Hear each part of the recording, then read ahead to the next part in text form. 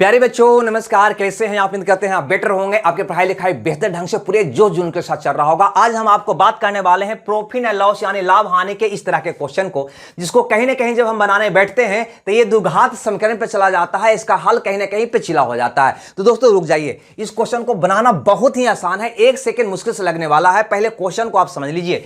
यहां पर विक्रय मूल्य दे रखा है कि 39 रुपया है, इसका प्रतिशत लाभ का संख्यात्मक मान इसके क्रय मूल्य के बराबर है। यानी यह कह रहा है कि इसका जो प्रतिशत लाभ है ना इसके क्रय मूल्य के बराबर है। तो भैया बताओ कि क्रय मूल्य क्या है। ऐसा क्वेश्चन कभी भी दिखाई दे तो बस 1 सेकंड में आप बनाइएगा। जो विक्रय मूल्य दिया हुआ है उसका ऐसा दो फैक्टर करिए जिसका अंतर भैया 10 हो, जिसका अंतर भैया 10 हो। तो 39 का 2 फैक्टर तो कहोगे 13 तिया 39, 13 गुना 3 करोगे 39 आ जाएगा। और अंतर निकालोगे तो 13 में से 3 गया 10 आ जाएगा। बस आपका आंसर निकल गया। बड़का को गोली मारिए और छोटका आपका आंसर हो जाएगा। यानी क्रय मूल्य क्या होगा? तो 3 है तो एगो शून्य जरूर बैठा देना, 30 रुपया कह देना, उसका आंसर होगा। एक शून्य बैठाकर आंसर बता देना, ये आपका आंसर होगा।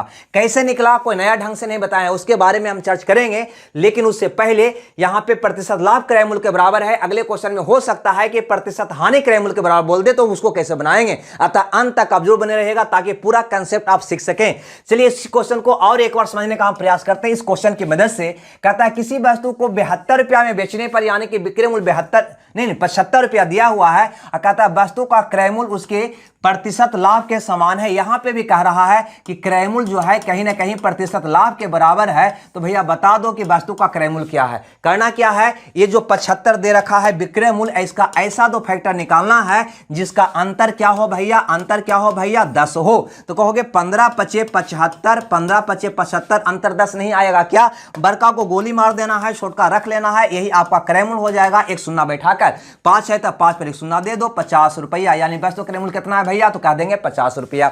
चलिए इसको एक क्वेश्चन से और समझते हैं, तब हानि वाला कंसेप्ट सीखेंगे। यहां पे गौर करिए, यहां पे कह रहा है कि एक वस्तु को 200 रुपया में बेचने पर उतने प्रतिशत का लाभ होता है जितना उस वस्तु का क्रय मूल्य था। यानी यहां पे भी कह रहा है कि प्रतिशत लाभ जो है इस वस्तु के क्रय मूल्य के बराबर है। तो भैया वस्तु का क्रय मूल्य क्या है? क्लियर है। तो यहां पे जो विक्रय मूल्य दे रखा है 200 रुपया, इसका ऐसा दो फैक्टर करेंगे जिसका अंतर 10 हो, जिसका अंतर 10 हो। तो कहेंगे 20 दहा को 200, 20 दहा को 200 घटाएंगे तो 10 आ जाएगा ना। बड़का को छोड़ देना है, छोटका आपका आंसर हो जाएगा। यानी क्रय मूल्य कितना होगा? तो एक शून्य बैठाकर बोल दो, 10 है तो शून्य बैठा दो, कितना हो जाएगा भैया? 100 रुपया। ये आपका प्रश्न का जवाब होगा, आपका डी ऑप्शन सही होगा। लेकिन अगर ये प्रतिशत लाभ के स्थान पे अगर हानि दे दे, यहां पे अगर हानि दे दे तो कैसे बनाओगे? देखो इस कंसेप्ट को भी सीखना। यहां पे कहता है एक वस्तु को 21 रुपया में बेचने पर उसे उतने प्रतिशत की हानि होती है, उसको उतने प्रतिशत की हानि होती है जितने की उसने वस्तु को खरीदी थी, क्रय किया था, यानी क्रय मूल्य के बराबर। यानी ये वस्तु को भी क्वेश्चन उसी ढंग का है।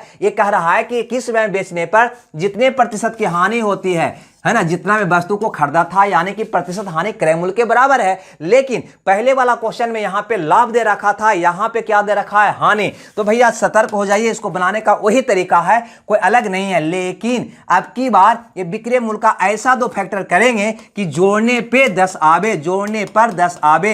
यहां पे आप क्या करते थे भैया? जब लाभ होता था तो हम कहते थे घटाने पर 10 आवे, यानी ये दोनों का अंतर 10 आवे लाभ की स्थिति में। लेकिन अगर हानि रहेगा तो जोड़ने पर 10 आवे। तो देखो ना, 7 या 21, 21 का दो फैक्टर वो होगा 7 गुना 3, 7 या 21, जोड़ने पर 10 आ जाएगा।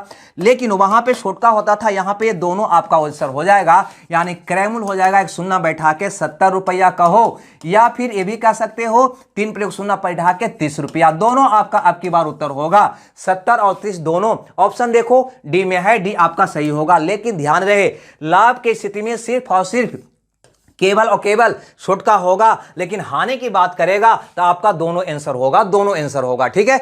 अब यहां पे एक क्वेश्चन से और इस कंसेप्ट को समझने का हम प्रयास करते हैं। यहां पर देखो विक्रय मूल्य दे रखा है 9 रुपया और बोला है कि प्रतिशत हानि जितने में वस्तु खरीदा था उसके बराबर है, यानी प्रतिशत हानि क्रय मूल्य के बराबर है। तो वस्तु का क्रय मूल्य क्या है? तो हम क्या करेंगे? 9 का ऐसा दो फैक्टर करेंगे जिसका जोड़ने पर क्या आवे? 10 आवे, क्योंकि प्रतिशत हानि दे रखा है, हानि में जोड़ने पर, लाभ में घटाने पर। ठीक है। तो जोड़ने पर 10 आवे तो कहोगे 9 गुना 1 में तोड़ दो ना, 9 का फैक्टर 2 होगा, 9 गुना 1 जोड़ेंगे तो 10 आ जाएगा। आपका क्रय मूल्य क्या होगा भैया? तो ये दोनों ले लेना है। आपका क्रय मूल्य हो जाएगा शून्य बैठा के 90 या तुम कह सकते हो कितना भैया 10, ये दोनों आपका आंसर होगा, दोनों आपका आंसर होगा। हानि में दोनों होगा, लाभ में छोटका होगा। चलिए ऑप्शन में सिर्फ 10 दिया है तो 10 में टिक आउट मारिए। ऐसा भी रह सकता था, 90 और 10 दोनों रह सकता था। इसका सही उत्तर दोनों है भैया।